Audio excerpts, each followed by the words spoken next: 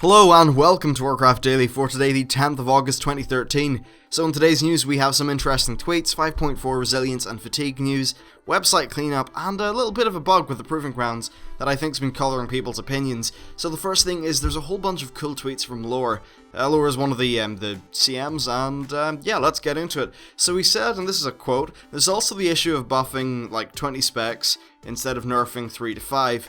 Way more work and it slows down content releases." So this actually makes a lot of sense, and I think it's probably something a lot of people don't think about, because if they were to hastily be tweaking to like 20 specs in a major way, I think it would just cause even more balancing issues than people perceive we have at the minute. There's also some other issues which I'm going to get into in a minute, but I actually do think the Blizzard's their base intent is right, I think.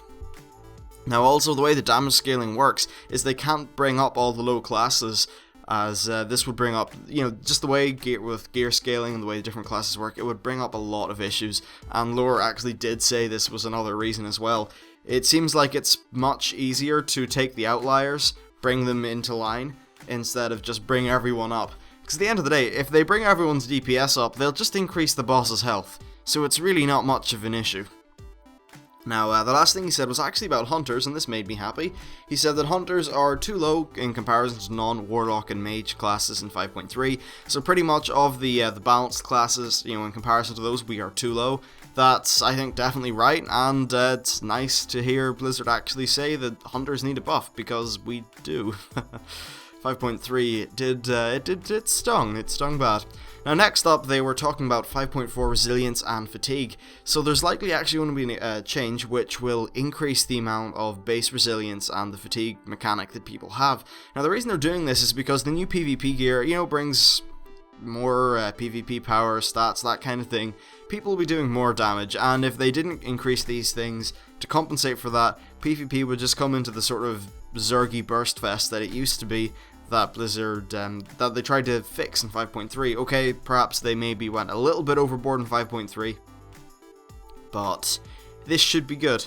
And they have been taking pretty good measures in this patch to make it so that PvP gear is better, especially the way that the PvP gear will always be 522. The whole scaling thing only applies to other gear, which is really nice.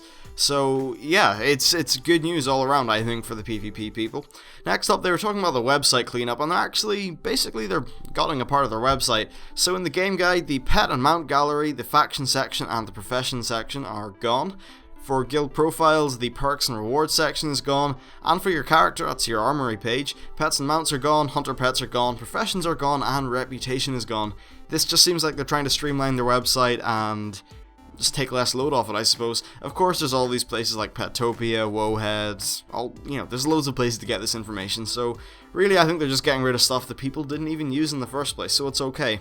And next up, there's a Proving Grounds bug. So PvP gear wasn't scaling properly. It was actually staying at item level 522, and I actually think this is instead of being scaled down to 463.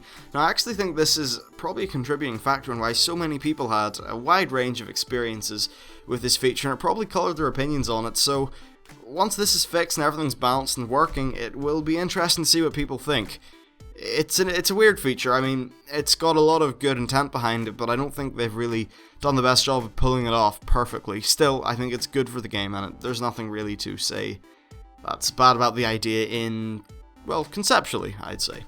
Implementation, not the best. And finally, the Burden of Xiaohao is finished. It was a pretty cool little web series they did this week. I recommend you check it out. It's all up in the official Blizzard YouTube page, and it's definitely worth a watch. They're, a bunch of sort of 3 to 5 minute long videos. They're good fun. They've got great animation, great art, great music, pretty good narration, so it's definitely worth your time. I know today's episode's probably not been the most action-packed, but it is a Saturday, and usually there's not really enough to say on a Saturday to even do a show, but I figured I could sort of do one out today, and it worked. So, that's it for today's episode. Please hit that like button and subscribe, and I'll see you next time.